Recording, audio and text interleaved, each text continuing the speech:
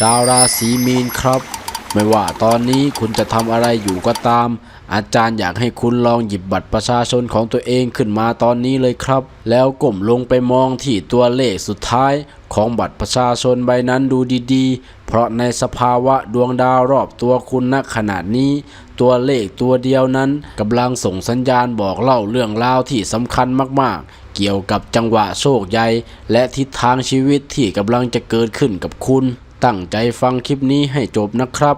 วางโทรศัพท์ลงเปิดลำโพงทิ้งไว้แล้วฟังเรื่องราวหลังจากนี้ให้ดีอย่าเพิ่งเลื่อนผ่านไปไหนเด็ดขาดครับวันนี้อาจารย์จะมาลื้อรหัสลับของตัวเลขท้ายบัตรประชาชนของชาวราศีมีนให้ฟังกันแบบเจาะลึกคำต่อคำโดยแยกออกเป็นทีละกลุ่มตัวเลขอย่างชัดเจนเพื่อดูว่าตัวเลขตัวนั้นบ่งบอกถึงจังหวะโอกาสที่กำลังจะวิ่งเข้ามาหาคุณในรูปแบบไหน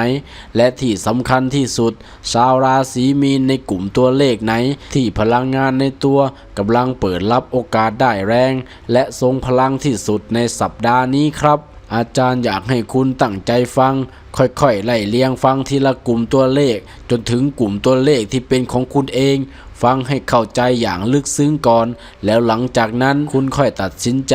ว่าจะก้าวเดินต่อไปอย่างไรกับชีวิตชิ้นใหม่นี้ครับในทางศาสตร์แห่งตัวเลขและพลังงานสากลตัวเลขท้ายบัตรประชาชน13หลักนั้นมันไม่ใช่แค่ตัวเลขซุ่มๆที่หน่วยงานราชการออกให้เราเพื่อระบุตัวตนหรอกนะครับแต่มันคือรหัสกรรมและรหัสพลังงานที่ผูกติดกับดวงจิตและร่างกายของคุณมาตั้งแต่วินาทีแรกที่คุณลืมตาดูโลกบนแผ่นดินนี้มันคือตัวเลขที่ไม่เคยเปลี่ยนติดตัวคุณไปจนวันตายในทางโหราศาสตร์และเลขศาสตร์ชั้นสูงตัวเลขตัวสุดท้ายเปรียบเสมือนประตูด่านแรกที่พลังงานภายนอกจะวิ่งเข้าปะทะกับตัวคุณและโดยเฉพาะอย่างยิ่งสำหรับผู้ที่เกิดในราศีมีนหรือลัคนาราศีมีนคุณต้องเข้าใจก่อนว่าราศีมีนคือราศีลำดับที่12ซึ่งเป็นราศีสุดท้ายของจักรราศีธรรมชาติของราศีสุดท้ายคือราศีที่รองรับกระแสพลังงานทั้งหมดของโลกใบนี้เป็นราศีที่มีสัญชาตญาณมีจิตวิญญาณที่อ่อนไหวและเชื่อมต่อกับสิ่งลี้ลับได้ง่ายที่สุดนั่นจึงเป็นเหตุผลว่าทำไมพลังงานจากตัวเลขท้ายบัตรประชาชนของคุณถึงส่งผลกระทบและแสดงผลลัพธ์ในชีวิตของชาวราศีมีนได้ชัดเจนเจาะลึกและรวดเร็วมากกว่าราศีอื่นๆอย่างเห็นได้ชัดครับ ชาวราศีมีนหลายๆคนที่กำลังนั่งฟังอาจารย์อยู่ตรงนี้ที่ผ่านมาในชีวิตคุณอาจจะเคยรู้สึกคล้ายๆกันอยู่สิ่งหนึ่งนั่นก็คือความรู้สึกที่ว่าทำไมชีวิตของเรามันถึงดูหนักหนาและเหนื่อยกว่าคนอื่นเขาจัง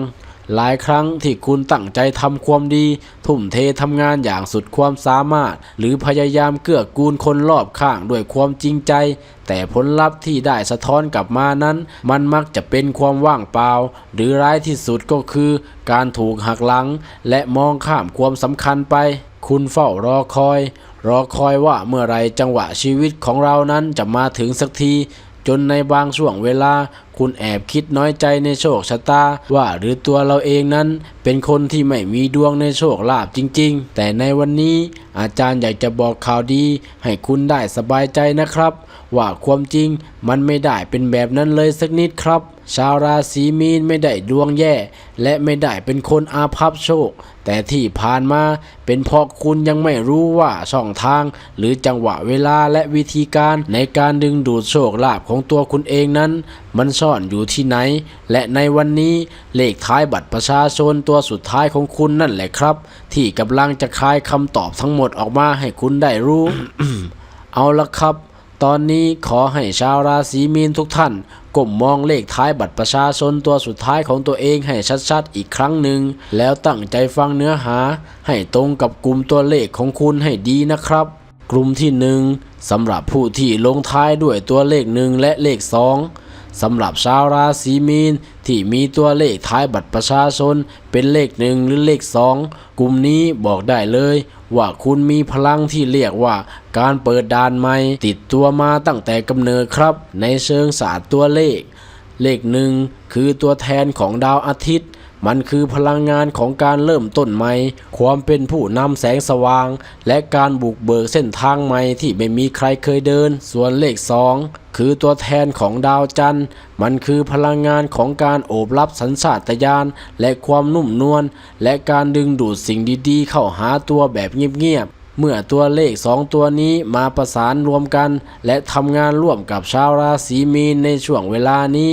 มันมีความหมายที่ลึกซึ้งมากครับมันหมายความว่าจังหวะโชคใหญ่ของชาวมีนกลุ่มนี้มักจะไม่ใช่โชคที่ลอยมาจากการนั่งรอคอยอยู่เฉยๆหรือเกิดจากสิ่งเดิมๆที่คุณทำอยู่ทุกๆวันแต่มันจะวิ่งเข้ามาหาคุณทันทีที่คุณกล้าตัดสินใจทำในสิ่งที่คุณไม่เคยทำมาก่อนหรือว่ายอมก้าวเท้าออกจากคอมฟอร์ตโซนที่คุณเคยหลบซ่อนตัวเป็นเวลานานปัญหาส่วนใหญ่ของชาวมีนกลุ่มเลข1และ2ก็คือคุณเป็นคนคิดเยอะคุณเป็นคนชอบวางแผนให้ทุกอย่างมันสมบูรณ์แบบ 100% ก่อนแล้วค่อยลงมือทำซึ่งบางครั้งความกล้ากลัวนี่แหละที่เป็นตัวปิดกั้นทำให้กระแสโชควิ่งมาไม่ถึงตัวคุณสักทีสิ่งที่คุณต้องทำนับตั้งแต่วินาทีนี้เป็นต้นไปก็คือจงตัดความกังวลทิ้งไปแล้วลงมือทำทันทีดวงของคุณในช่วงนี้บอกชัดว่าโชคจะวิ่งตามหลังแอคชั่นหรือการลงมือทำของคุณถ้าในหัวของคุณตอนนี้มีความคิดอยากจะเริ่มทำธุรกิจเล็กๆอยากจะเรียนรู้ทักษะใหม่หรืออยากจะเสนอไอเดียอะไรบางอย่างในที่ทำงานจงลุยเลยครับอย่ารอให้พร้อมพลังงานของตัวเลข1และ2จะช่วยเปิดทางและดึงดูดผู้คนรวมถึงโอกาสดีๆให้เข้ามาเกื้อหนุนคุณระหว่างทางอย่างแน่นอนครับกลุ่มที่2สำหรับผู้ที่ลงท้ายด้วยเลข3และเลข4มาต่อกันที่ชาวราศีมีนที่มีเลขท้ายบัตรประชาชนเป็นตัวเลข3หรือเลข4กันบ้างนะครับกลุ่มนี้ต้องบอกว่ามีพลังงานของการสะสมรากฐานที่แข็งแกร่งและทรงพลังมากติดตัวมาอยู่ครับในทางเลขศาสตร์เลข3คือตัวแทนของพลังงานการขยายตัวความกล้าหาญการขับเคลื่อนและความอุดมสมบูรณ์ในอนาคตส่วนเลข4คือตัวแทนของดวงดาวแห่งปัญญา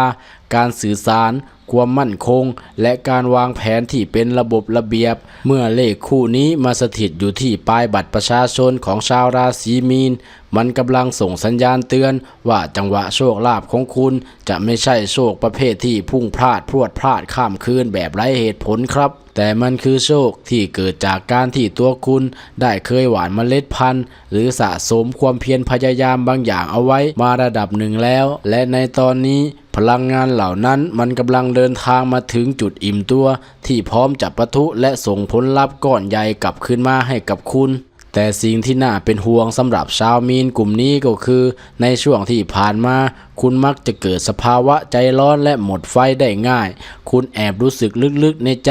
ว่าตัวเองเหนื่อยมาตั้งนานพยายามทำตั้งหลายอย่างแต่ทำไมผลลัพธ์มันยังดูนิ่งสนิททำไมคนอื่นมาทีหลังถึงแซงหน้าเราไปได้จนบางครั้งคุณถอดใจและเกือบจะทิ้งสิ่งนั้นไปกลางคันอาจารย์ขอเตือนเลยนะครับว่าห้ามหยุดเดินเด็ดขาดครับเพราะในสภาวะพลังงานตอนนี้ดวงของกลุ่มเลข3และ4กำลังเดินหน้าเข้าสู่สภาวะที่เรียกว่าแรงอัดและการระเบิดมันเหมือนน้ำที่กำลังเดือดที่อุณหภูมิ99องศาเซลเซียสอีกแค่องศาเดียวเท่านั้นทุกอย่างที่คุณสะสมมาจะพลิกโฉมกลายเป็นความสำเร็จที่ยิ่งใหญ่ทันทีหน้าที่ของคุณตอนนี้คือรักษาความสม่ำเสมอทำหน้าที่ของตัวเองต่อไปด้วยความนิ่งอย่าเพิ่งถอดใจ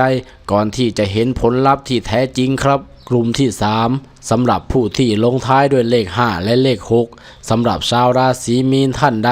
ที่เปิดบัตรประชาชนออกมาแล้วเจอเลขท้ายเป็นเลข5หรือเลข6กลุ่มนี้บอกได้เลยครับว่าคุณคือกลุ่มที่มีพลังงานความสัมพันธ์รอบตัวที่โดดเด่นและแรงที่สุดในช่วงนี้ครับตามตำราเลขศาสตร์เลข5คือเลขแห่งความบริสุทธิ์สติปัญญาขั้นสูงคุณธรรมและการเปลี่ยนแปลงเชิงบวกส่วนเลข6คือเลขแห่งความสุนทรีความรัก ความเมตตาและการดูแลเอาใจใส่พลังงานของเลข5และ6เมื่อมาล้อมรวมกับเนื้อดวงของชาวราศีมีนในสัปดาห์นี้มันส่งสัญญาณเตือนชัดเจนข้อหนึ่งว่าโชคใหญ่ของคุณจะไม่ได้เดินเข้ามาหาคุณโดยตรงแต่มันจะเดินเข้ามาผ่านบุคคลอื่นเสมอคำว่าบุคคลอื่นในที่นี้ไม่ใช่บุคคลแปลกหน้าที่ไหนหรอกครับแต่อาจจะเป็นคนที่คุณรู้จักคนที่คุณคุ้นเ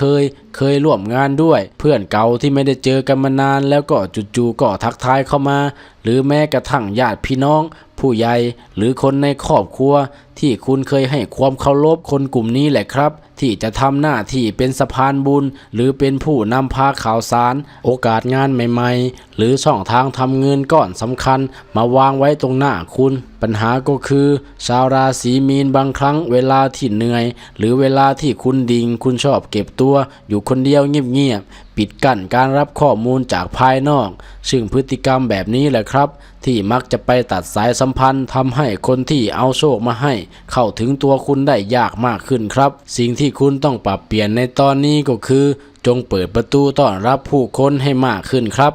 มันทักทายพูดคุยหรือมีปฏิสัมพันธ์กับคนรอบข้างด้วยจิตใจที่เมตตาและเป็นมิตรใครมาทักคุยลองเปิดใจรับฟังอย่างตั้งใจเพราะโชคลาภและความสำเร็จของคุณในรอบนี้มันถูกซ่อนเอาไว้อยู่กับความสัมพันธ์และคำพูดของผู้คนเหล่านั้นอย่างปฏิเสธไม่ได้เลยครับกลุ่มที่4สำหรับผู้ที่ลงท้ายด้วยเลข7และเลข8มาถึงกลุ่มที่ต้องบอกว่ามีกระแสพลังงานด้านการเงินและวัตถุที่หมุนเวียนได้รุนแรงและหนาแน่นที่สุดในบรรดาทุกกลุ่มครับ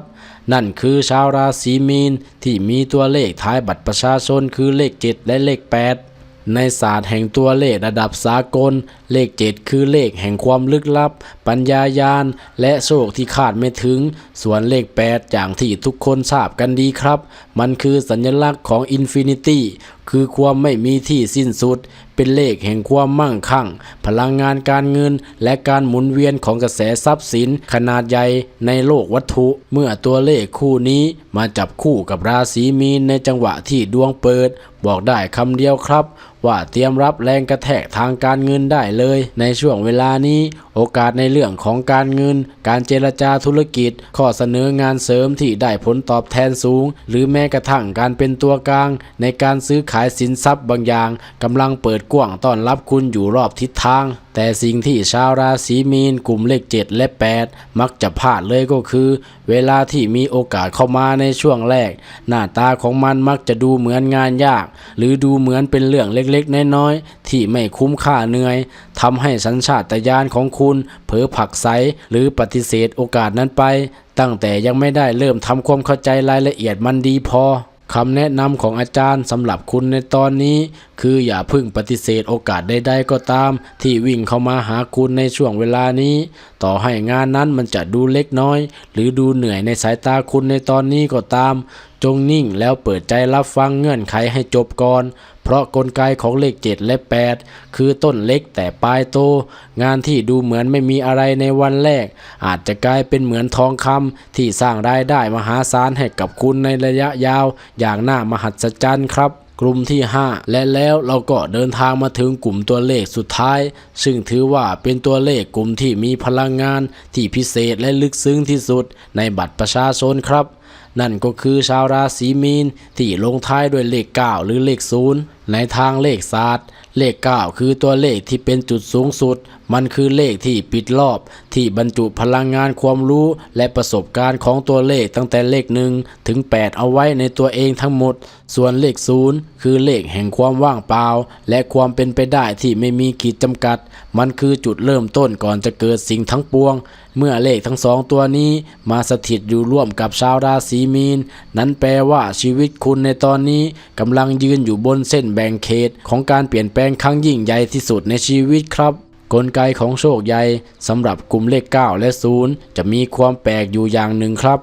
คือมันมักจะเดินทางมาหาคุณหลังจากที่คุณได้ผ่านพ้นสถานการณ์ที่ยากลำบากหรือวิกฤตชีวิตที่หนักหนาสาหัสที่สุดมาหมาดๆถ้าในช่วงสัปดาห์หรือเดือนที่ผ่านมาคุณเผชิญกับความสูญเสียการเลิกลาการออกจากงานหรือความเครียดจนล้าแทบอยากจะร้องไห้อาจารย์อยากจะให้คุณยิ้มรับและสูดลมหายใจเข้าลึกๆเลยนะครับ เพราะในทางพลังงานนั่นคือสัญญาณเตือนว่าวัฏจักรของความทุกข์ก้อนเก่าของคุณมันได้ทำหน้าที่ของมันและจบลงไปอย่างสมบูรณ์แล้วครับและพื้นที่ว่างที่เกิดจากความสูญเสียนั้นกำลังถูกเตรียมไว้เพื่อรองรับโชคก้อนใหม่ที่กำลังจะหลั่งไหลเข้ามาแทนที่ครับสิ่งเดียวที่มีนกลุ่มเลข9และ0ต้องทำในตอนนี้เลยก็คือจงปล่อยวางเรื่องราวในอดีตและสิ่งเก่าๆที่ค้างคาอยู่ในใจให้ได้ 100% ครับอย่ารีรออย่าเสียดายและอย่าจมปักอยู่กับความเจ็บปวดที่ผ่านมาแล้วเคลียร์ใจของตัวเองให้ว่างเหมือนเลข